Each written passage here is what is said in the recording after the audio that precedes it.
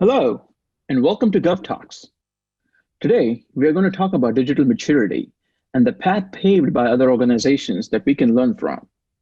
I'm going to share my insights from what I have studied and observed across the digital landscape. I'm Nikhil Deshpande. I'm the Chief Digital Officer with the state of Georgia. I work with the Office of Digital Services within the Georgia Technology Authority. Our mission is to make constituent interactions with state government frictionless, fast, easy, and meaningful. Most services, be it transactional or informational, start with a policy or legislation. As it proceeds towards implementation, technology and processes dictate several factors for how the actual service will be delivered. Many times, the experience of interacting with the service is left off the table during the planning stages. However, for constituents is the exact opposite. For them, the experience is the first thing they notice and latch onto. If they struggle with the service digitally, they may resort to other channels like call centers or walk-ins, which cost a lot more for an agency than a digital channel. Digital services teams champion a user-driven mindset to make services more people-centered to deliver better customer experiences, eventually contributing to the success of the service. But what really defines success for government services? In 2018, the Information Technology and Innovation Foundation, a nonprofit based out of Washington, D.C., graded some 400 websites across all the 50 states in 4 categories: page load speeds, mobile friendliness, security, and accessibility. As you can see up here, Georgia topped all the states for its flagship website, georgia.gov. But when the organization looked at an aggregate of 10 to 12 websites together that serve key constituent services, Georgia was number 4. But the states that are higher in Georgia, which is Virginia, Idaho, and Massachusetts, are really not our competition. It's the private sector websites that we really should be considering our standard bearer, where they have set the constituent expectations in the recent history.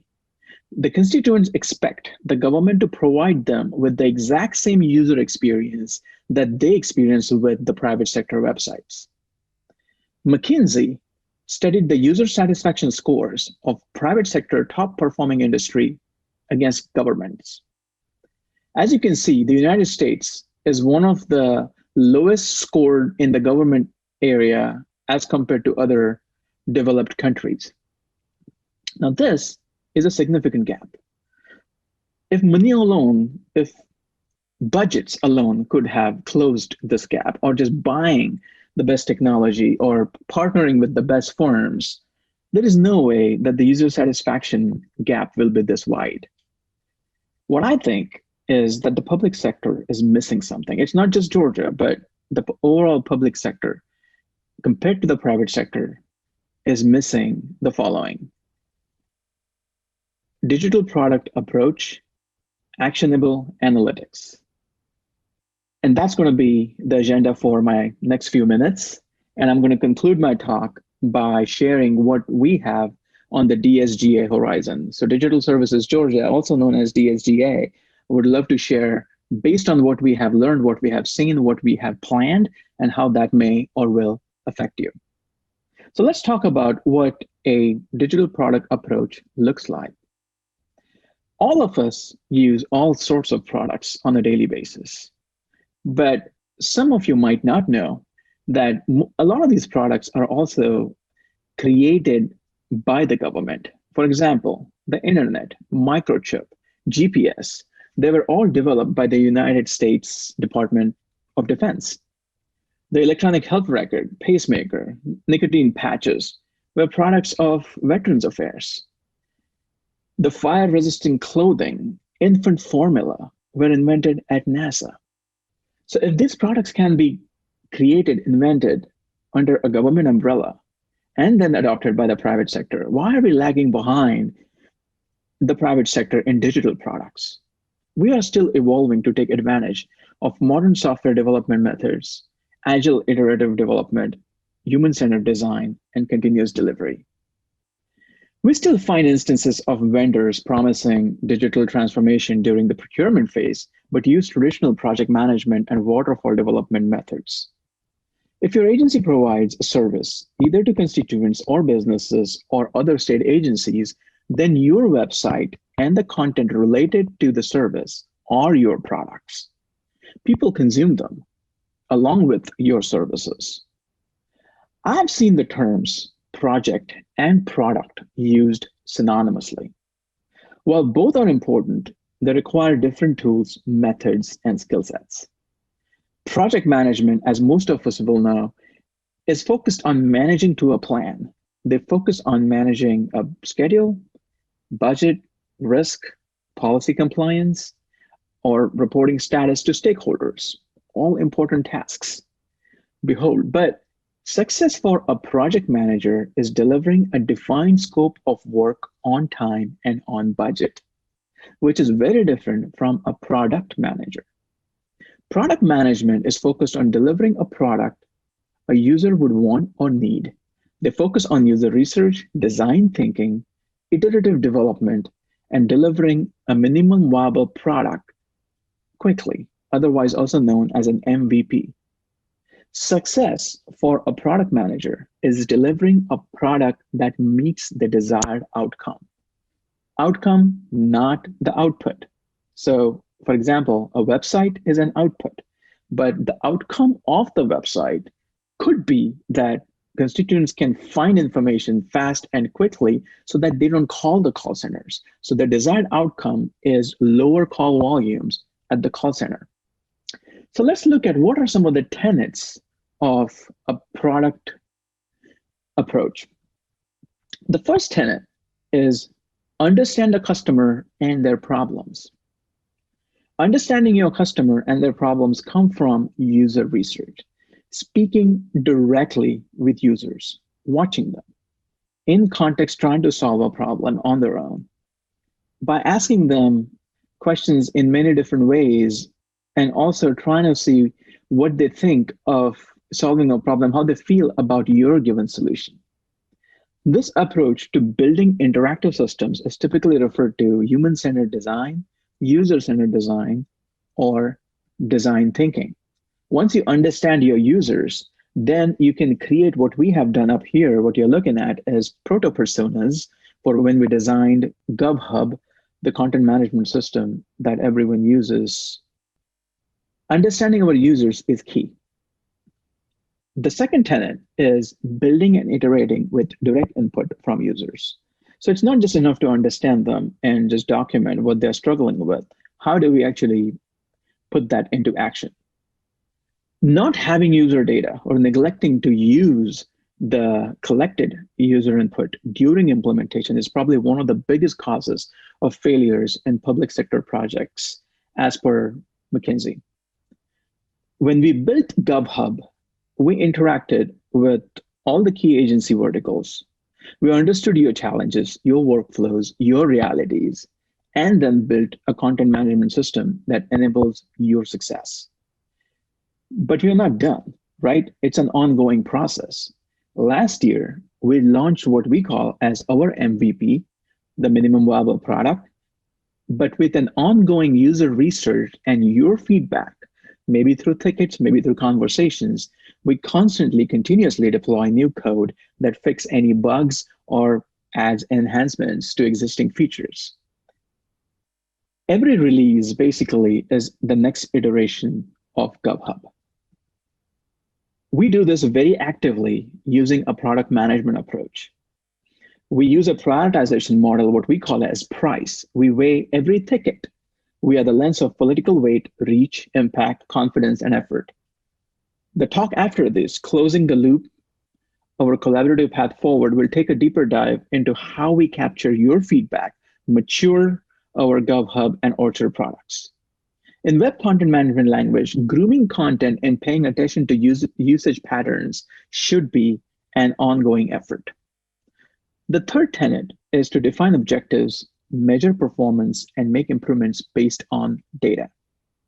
Defining success metrics really helps you focus on what is important in your product and how well it solves the problems that you have identified. Once you have that data, then you can conduct further research to get a good sense of how you can solve a certain problem and devise a better solution. So if you are a GovHub user, we already have you set for success, for creating, for capturing your data, your metrics in several ways. So for example, let's put data and efforts in a 2x2 matrix coordinate. As we can all agree, we collect data that is quantitative and qualitative, and our efforts that are needed can either be automated or have to be manual. So the easiest way of collecting informative data is through your analytics, which is quantitative data and is automated. We already have analytics running on your websites that is capturing every user data, every usage of your website constantly as it happens. If we move up one where you are looking for qualitative data, but it's still automated, you need to be looking at your search, because that's where your users put in their vocabulary for what they are looking for. And for some reason, if your content does not include some of those words, there's a good chance that is the miss right there. And that's your cue to update your content to include their vocabulary. The third kind is quantitative and manual, which is surveys. You manually have to create surveys, post them, but a good amount of people would take those surveys that gives you good quantitative data, but that is very specific, tailored to your questions. We also have a talk in beyond just collecting data, which is our experience designer, Rachel Hart. She will talk about taking advantage of our advanced web forms on GovHub to collect better and accurate data. Make sure you attend that talk. The top magic quadrant of your data collection that helps you better your product is usability tests, which is qualitative and manual. It is also the most involved activity. What I would like to share is DSGA has a orchard growers program, essentially as part of our ongoing usability testing that betters our products. DSGA conducts usability tests and offers agencies to participate. Since you are the users of our products, of say GovHub, you can participate and help us make GovHub better.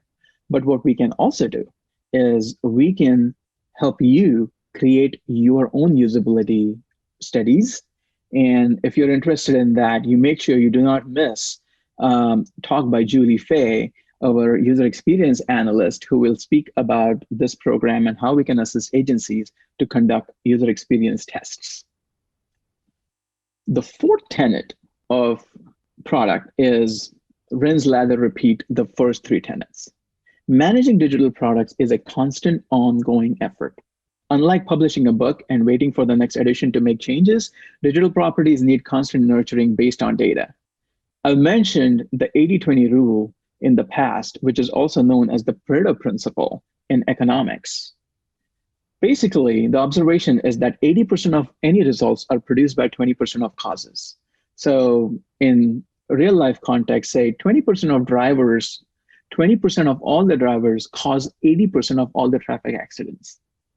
80% of the pollution is caused by 20% of all the factories, right? But in the web content management world, we can equate that to 80% of the value of your website is because of 20% of all the content.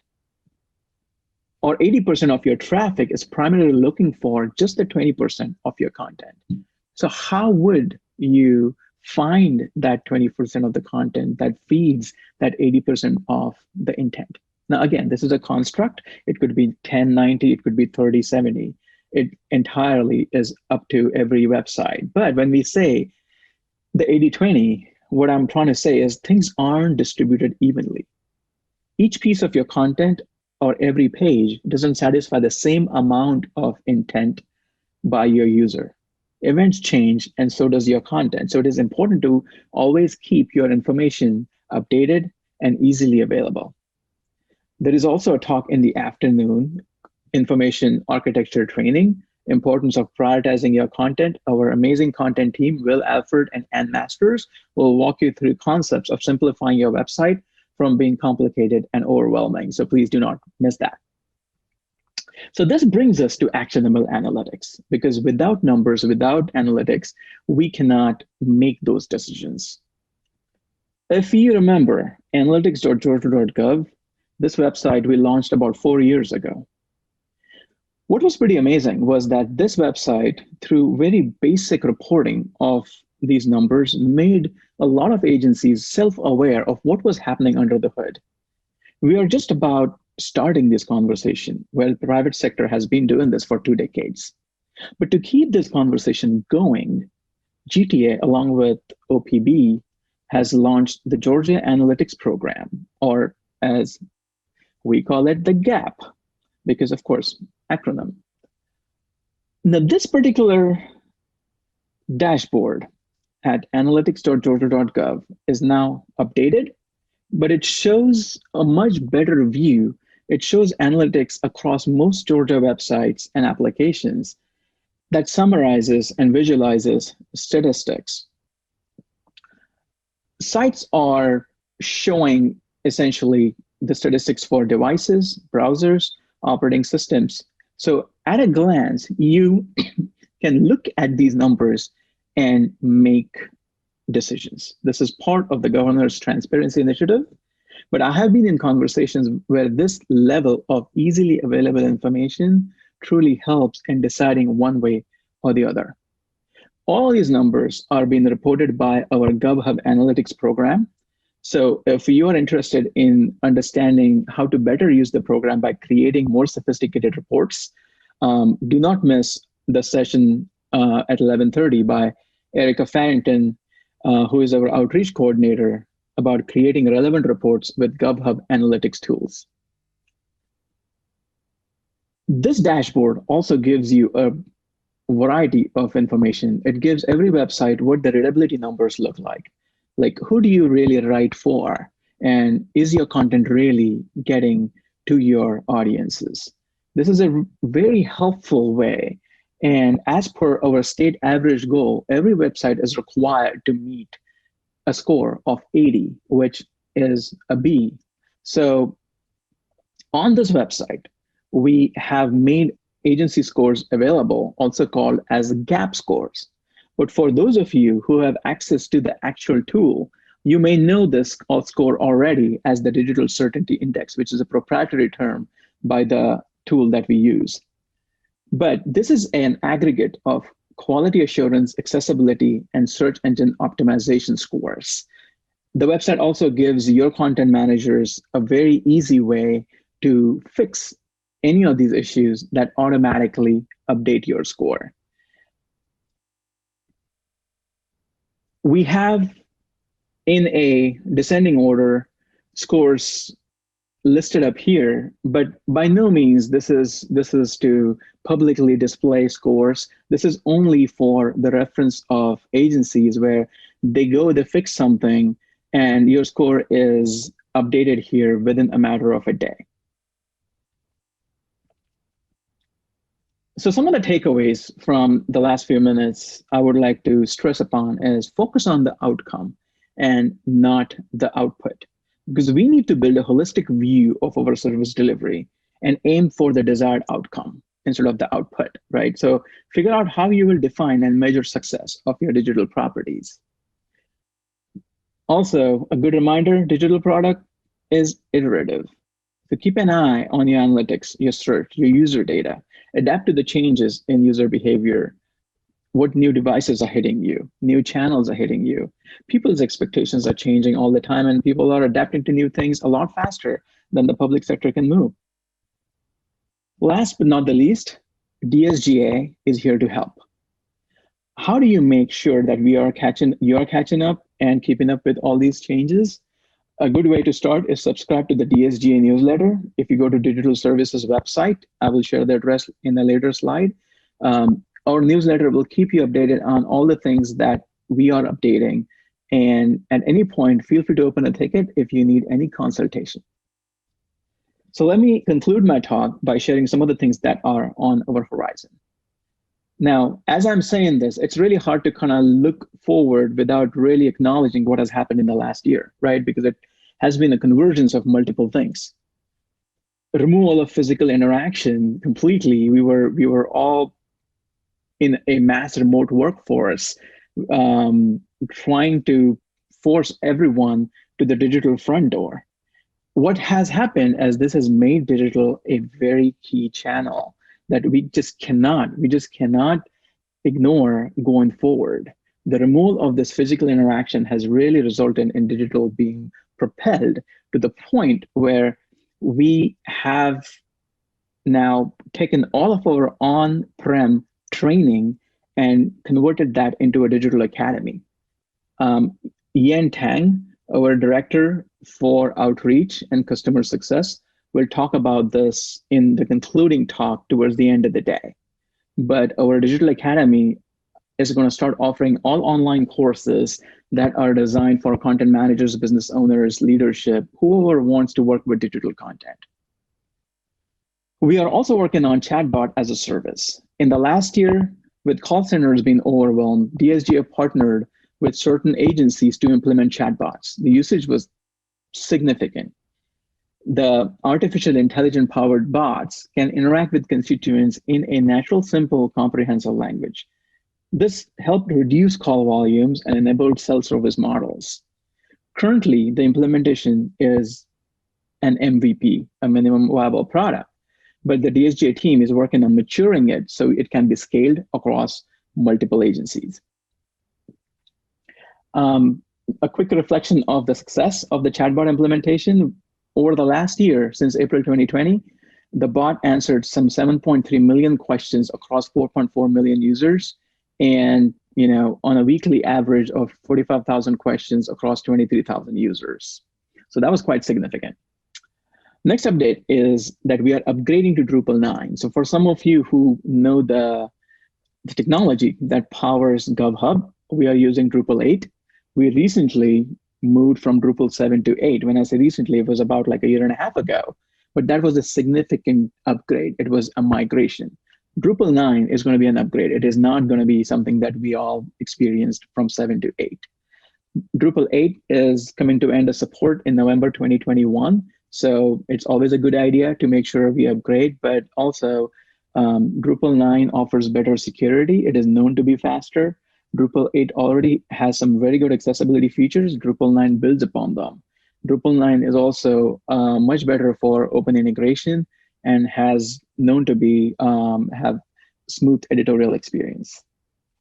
We are also ramping our security to make sure that we protect your websites. Over the last year, overall denial of service attacks that typically aim at making your website unavailable to your users have gone up around 538%.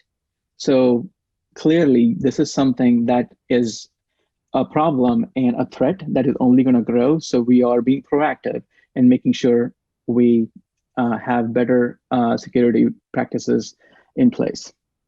Finally, everything that we do, we will be sharing with you for Georgia GovHub and Orchard, Georgia's design system. So make sure you keep an eye on the newsletter that you receive. And if you have any questions, you have multiple ways of engaging with us. This is the link for our support center. Open a ticket and we'll be more than happy to answer and engage in a conversation. But you can engage with us and you will find more information through the upcoming talks. But you can engage with DSGA for content enablement, the Orchard Growers Program, the Digital Academy, and the Digital Center of Excellence. Having said so, I'm open to answering any questions. Thank you so much for your time.